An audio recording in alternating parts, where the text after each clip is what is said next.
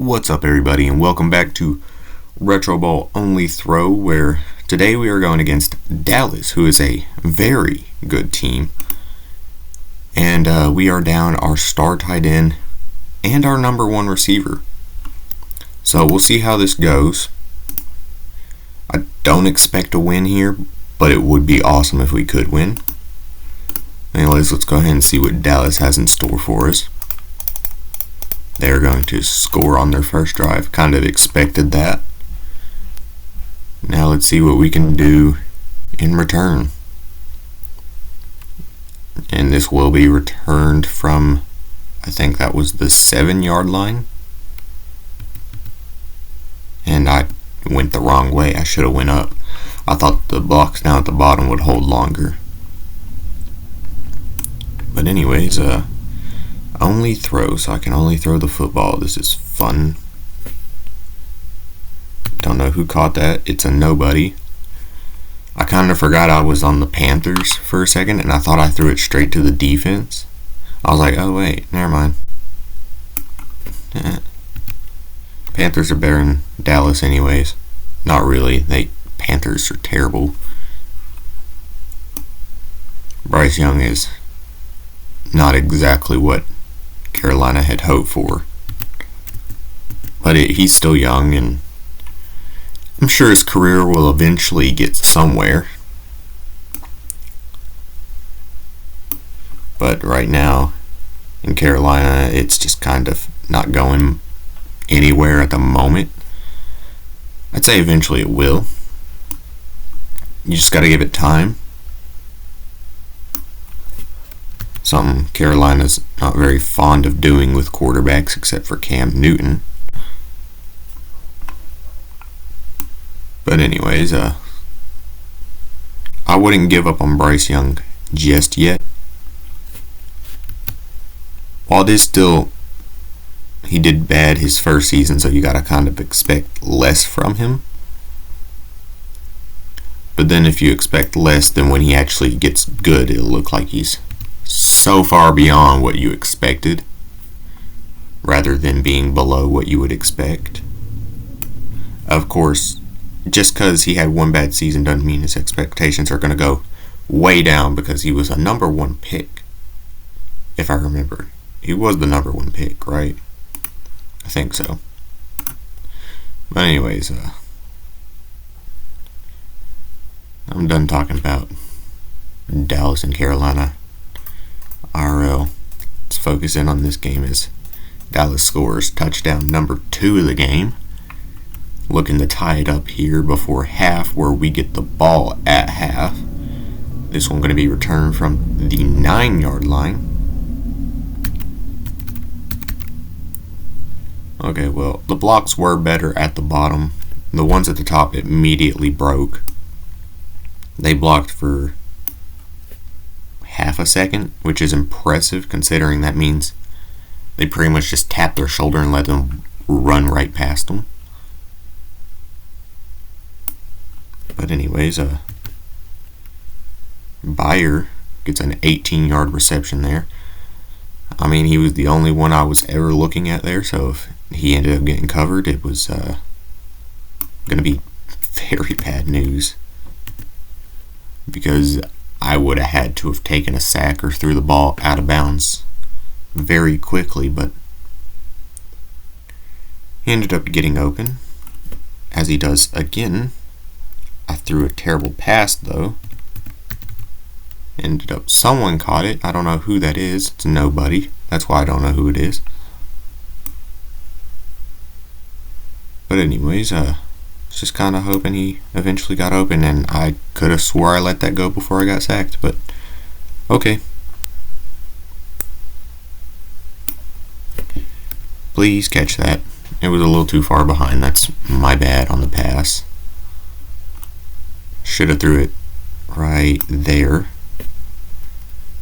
on the last one as well. I'm going to call a timeout. We are in field goal range, but a field goal is not going to tie up the game. Call another timeout there. Now we're on the 20, And we got one, maybe two plays left before this game could be considered just a field goal drive. Okay, I got this play, and I gotta choose field goal or touchdown. And I'm going touchdown because I trust that someone's getting open here. And I shouldn't have. I should have tried to change the play. I was dumb to trust anything there. I should have just threw it up to someone. I don't know why I held it for so long. It didn't matter if they got an interception, because if they get an interception in the end zone,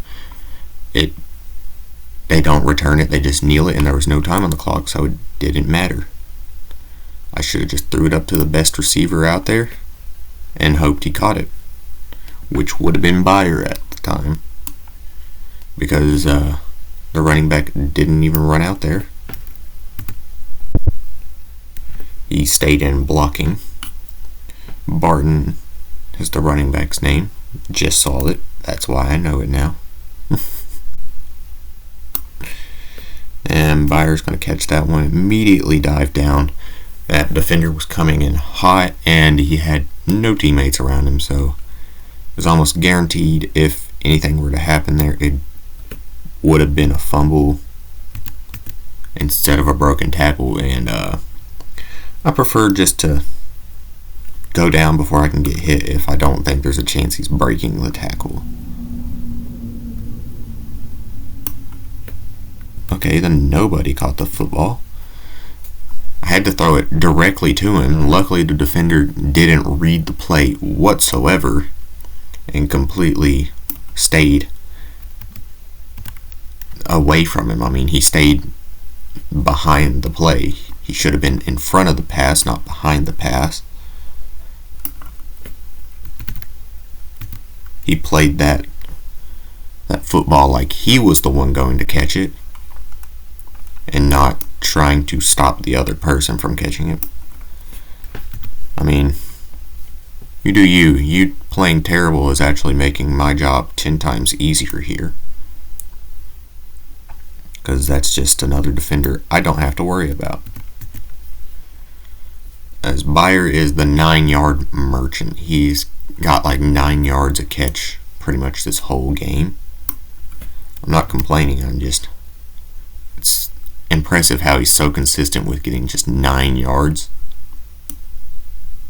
9 yards is good, don't get me wrong.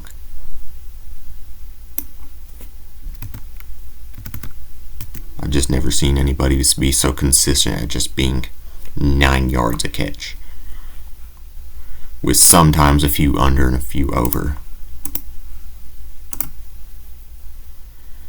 But anyways, Dallas now has a shot to extend their lead by 7, and they do. So when we get a touchdown here, if we get a touchdown, let me correct that, I will go for 2. And the game will be on the line of that 2-point conversion if I can get down there for the touchdown in time without making a mistake and getting stopped or throwing an interception, fumble, anything like that. I need this to be a clean, quick drive, and then 2-point conversion. So this is probably one of our toughest games so far this season, as he dives directly on the first down marker and they don't give it to him. Okay, well, they're going to leave the tight end wide open. Of course, my star tight end, not in the game, but if you're going to leave a receiver wide open, it doesn't matter if they're star or not. They're going to get targeted, as Byers gets the target on this one. 16-yard reception by him. And then I'm going to throw this quick to the outside edge to Barton. And he gets a 10-yard pickup. Caught it behind the line of scrimmage, so that's technically a 12-yard after catch play. After the catch, I should say. I said that really weird and it didn't sound right, so I had to correct it. I'm not going to call a timeout here because if I do, it just leaves more time on the clock for Dallas to come back when we do score, because I believe we are in a position to score, and we do. Now time for the moment of truth, 2-point conversion. I'm going to just throw it up to him. If Bayer catches it, we win, and he does. Alright, as long as Dallas doesn't get a miracle play here, we win. Alright, we beat Dallas. Somehow, some way, we beat Dallas. Without our two best players. And we are moving towards the top of our conference. Not just our division. We are at the top of our division, but we're moving towards the top of the conference, which is nice. I'm going for strength here. I could care less about the coordinators.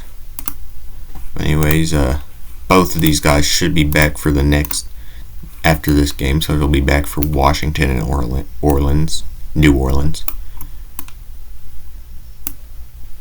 But anyways, that'll do it for this one. If you enjoyed, please hit the like button, hit the subscribe button, hit the little bell so you know when and what I upload, and I'll see you in the next one. Bye, guys.